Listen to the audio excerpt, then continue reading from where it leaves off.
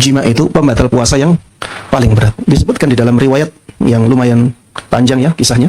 Ada seorang Arab Badui datang kepada Nabi Shallallahu Alaihi Wasallam dan Arab Badui ini mengatakan, halaktu, wahai Rasulullah, aku celaka. Kemudian Rasulullah Shallallahu Alaihi Wasallam bertanya, kenapa? Kenapa engkau celaka? Maka orang ini mengatakan, waqa'tu ala imra'ati wa ana sha'im. Aku telah mencampuri istriku sedangkan aku dalam keadaan puasa. Maksudnya puasa Ramadan. Maka Rasulullah Shallallahu Alaihi Wasallam mengatakan, apakah engkau punya budak yang bisa engkau merdekakan? Orang ini mengatakan enggak. Rasulullah katakan lagi, apakah engkau bisa puasa 2 bulan berturut-turut? 2 bulan berturut-turut. Orang ini mengatakan enggak bisa juga karena sudah tua mungkin. Kemudian Rasulullah Shallallahu Alaihi Wasallam bertanya lagi, apakah kamu bisa memberikan makan kepada 60 fakir miskin? Ini 1 hari. Untuk 1 harinya kita harus orang yang melakukan jima di bulan Ramadan di siang harinya, dia harus memberikan makan kepada 60 fakir miskin. Orang ini mengatakan tidak punya. Jadi orang ini miskin, orang ini tua, ya, dan dia melakukan hal tersebut. Maka akhirnya Rasulullah SAW diam ya, karena sampai disitulah Rasulullah SAW yang Rasulullah tahu ketika itu. Sampai akhirnya datanglah orang membawa ya sekarung tamar, sekarung besar tamar. Dan Rasulullah SAW itu orang yang sangat dermawan.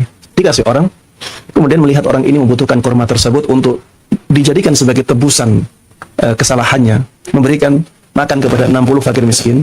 Akhirnya dikasihkan, nih, sedekahlah. Maksudnya, lakukan dengan kurma ini, memberikan makan kepada 60 fakir miskin. Orang ini malah mengatakan, wahai Rasulullah, apakah aku akan sedekahkan kepada orang yang lebih fakir dariku? Tidak ada orang yang lebih fakir dariku. Maka harusnya sedekah ini kepada aku juga. Harusnya sedekah ini kepada aku, kepada keluarga aku, karena di Madinah ini tidak ada yang lebih fakir dariku. Makanya, ya sebagaimana antum tertawa, Rasulullah SAW juga tertawa ketika itu, dengan tertawa lepas. Sampai disebutkan di sini, terlihat gigi taring beliau. Iya, hatta badat anyabuhu. Sampai gigi taring beliau kelihatan. Akhirnya Rasulullah SAW memberikan orang itu, memberikan kurma kepada orang ini dan mengatakan, sudah, kalau seperti itu sedekahkan kepada keluargamu. Ya intinya di sini, ketika seseorang itu melanggar atau melakukan pembatal puasanya dengan melakukan jima, maka ada konsekuensi yang sangat luar biasa besarnya.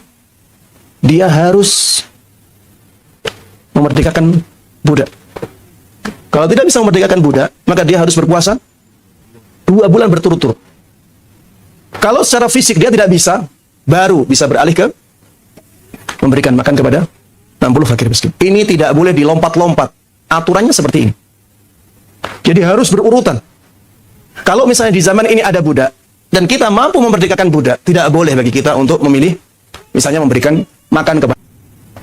Tidak manusia. Ini kalau melakukan pelanggaran itu dalam sehari. Kalau dalam 2 hari? 4 bulan berturut-turut ataukah 2 bulan berturut-turut kali 2? 2 bulan berturut-turut kali 2.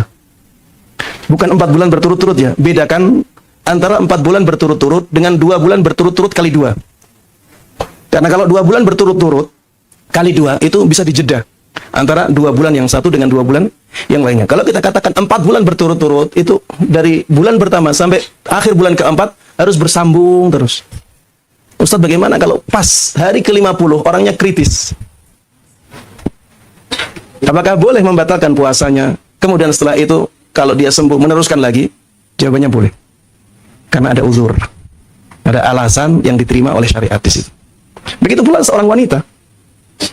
Jadi yang wajib seperti ini bukan hanya laki-lakinya, wanitanya juga demikian. Istrinya juga seperti itu. Kalau istrinya benar-benar suka sama suka yang melakukannya. Kalau istrinya dipaksa beda lagi.